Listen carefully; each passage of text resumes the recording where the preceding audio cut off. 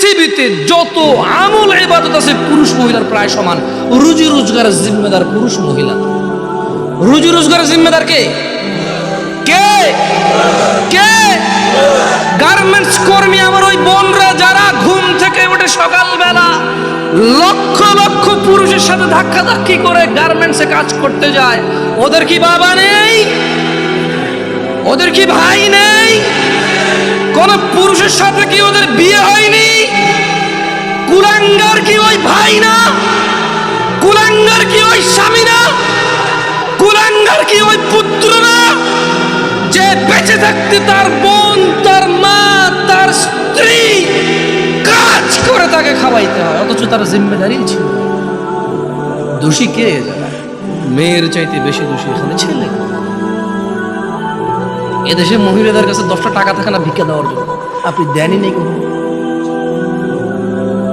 আপনি দেনই নেই কখনো? দেশের বহু মহিলার কাছে ভিক্ষা দেওয়ার জন্য 5টা টাকা থাকে না। একটা ফকির আসবে 2 টাকা ভিক্ষা দিব, টাকা নাই তার কাছে, আপনি দেন না তাকে।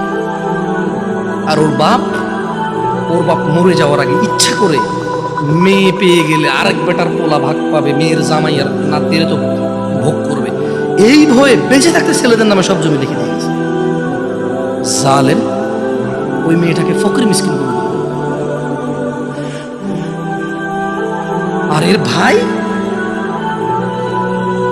জমি যতক্ষণ আছে এর ডাইকা ডাইকা খাওয়াবে, মাসে 2 মাসে ঈদে সানডে জামা কাপড় শ্যামাই চিনি থাকবে। কেন? জমি দিবে।